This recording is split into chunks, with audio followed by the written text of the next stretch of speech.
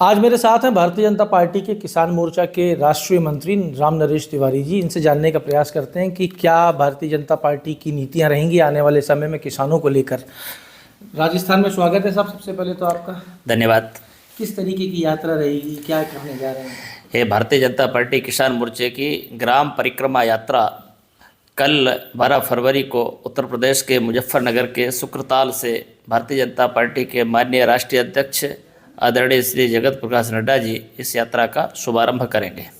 शुभारंभ करने के बाद भारत के लगभग 2 लाख गाँव में ये यात्रा जाने वाली है। राजस्थान के 44 जिलों में कल यात्रा यह प्रारंभ होगी और हमारे संगठनात्मक जिले हैं इसलिए 44 और लगभग यहाँ पर 16,000 स्थान चयनित हुए हैं, जिसमें से हम लोग 15,000 स्थानों पर जाएंगे।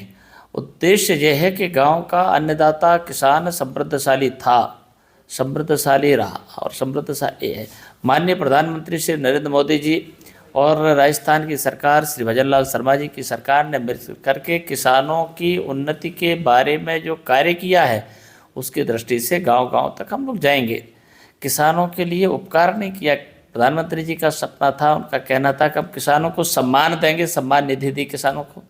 प्रधानमंत्री सिंचाई योजना से लेकर के और हमारे न्यूनतम समर्थन मूल्य एमएसपी पर जिसकी चर्चा होती है, आज तक किसी ने इस पर विचार नहीं किया, तो मोदी जी की सरकार ने काम किया। मोदी जी की सरकार ने 3, 4, 5 प्रकार के बड़े काम किया कि पहले सेहत किसानों खेती की ठीक हो। जैसे अपन लोग हॉस्पिटल जाते हैं तो ऐसे ही हमारी उर्वरा शक्ति कैसे बढ़े, हमारी मिट्टी की सेहत ठीक हो। तो भारत की जितनी राजस्व तहसीलें हैं सब जगह पर उन्होंने उसके अनुसंधान के लिए प्रयोगशालाएं बनाई। तो इसकी दृष्टि से खेती की सेहत सुख दी।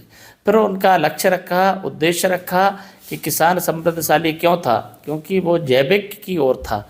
आज हम रसायन की ओर बढ़े हैं तो हम देख रहे हैं कितने प्रकार की बीमारियां। इसलिए भारत की खेती को जैविक खेती की ओर ले जाने के लिए प्रधानमंत्री जी प्रयत्नशील हैं। आपने अभी देखा होगा 1 वर्ष से पहले सभी के घर में मोटे अनाज का चलन था।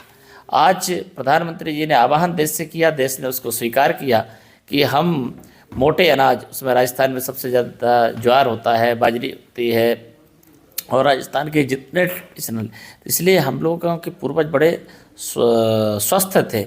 आज फिर वो काम शुरू हो रहा है, धीरे धीरे आने वाली हमारी पीढ़ियाँ स्वस्थ रहेंगी। इसकी दृष्टि से ग्राम परिक्रमा यात्रा हम लोग सब गांव में एकत्रित होंगे। गांव के जो मंदिर हैं, धार्मिक स्थल हैं, उनकी स्वच्छता करेंगे। गाजे बाजे के साथ राम धुन करते हुए संपूर्ण गांव में परिक्रमा करेंगे। इसके बाद आकर के एक चौपाल का कार्यक्रम होगा। वहाँ पर किसानों का समृद्धि का जो हमारा हल है, हमारा ट्रैक्टर है, हमारा हल है, उन यंत्रों की हम लोग पूजन करेंगे।